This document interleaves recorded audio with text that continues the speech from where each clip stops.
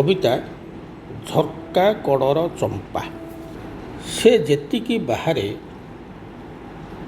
ତାଠୁ ବେଶୀ ଭିତରେ।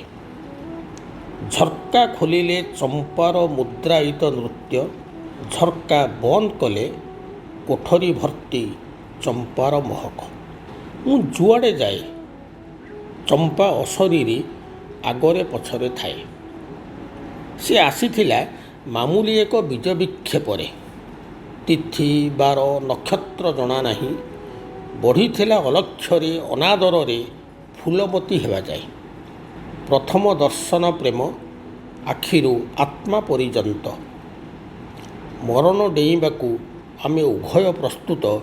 ଇଏ ନାତିଦୀର୍ଘ ଆମ ପ୍ରେମର ଗୁପ୍ତ ଇତିବୃତ୍ତ। ଅଜସ୍ର ତାରାଙ୍କୁ ଆଣି ମୋ ଆଞ୍ଜୁଳି ଭରି ଦେଇଛି। କେବେ ମାଟି ଘଟ ଉପରେ ବିଞ୍ଚି ହେଇଯାଇଛି। ଦୂରତା କ୍ରମଶଃ ଘୁଞ୍ଚି ଘୁଞ୍ଚି ଗୋଟିଏ ବିନ୍ଦୁରେ ବାସ କଲାଣି। ବନ୍ଧନରେ ମୁକ୍ତିର ମଧୁର ବାସ୍ନା ଗଗନ ପବନ କମ୍ପିଲାଣି। ଚମ୍ପାର ଚରିତ୍ର ବଖାଣିବାକୁ ଭାଷା ଅକୁଳାନ। ନୀରବତା ହିଁ ପାଲଟିଛି ମୋର ଅସ୍ତ ଓ ଉଦୟ, ଶିର ବି ଶିରସ୍ତ୍ରାଣ।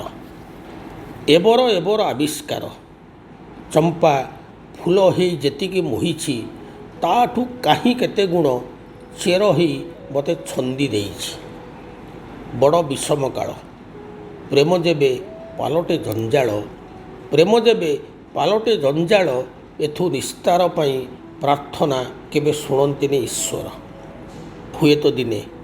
ହୁଏତ ଦିନେ ଏ କୋଠରୀ, ଏ ଘର, ମୋର ସମଗ୍ର ପୃଥିବୀ ଭୁଷୁଡ଼ି ପଡ଼ିବ। ହୁଏତ ଦିନେ ମୁଁ ଆବିଷ୍କୃତ ହେବି ଭଗ୍ନସ୍ତୂପ ଭିତରୁ ଏକ ଇତିହାସ ମୁକ୍ତ କଙ୍କାଳ।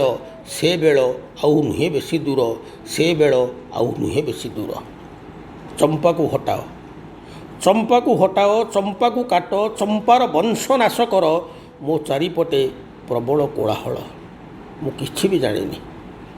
କିଛି ବି ଜାଣିନି, କିନ୍ତୁ ମୋ ହାତରେ ରକ୍ତ, ହୁଏତ ଚମ୍ପାର। ଏବେ ଝର୍କା ଖୋଲିବାକୁ ଖୁବ୍ ଡର।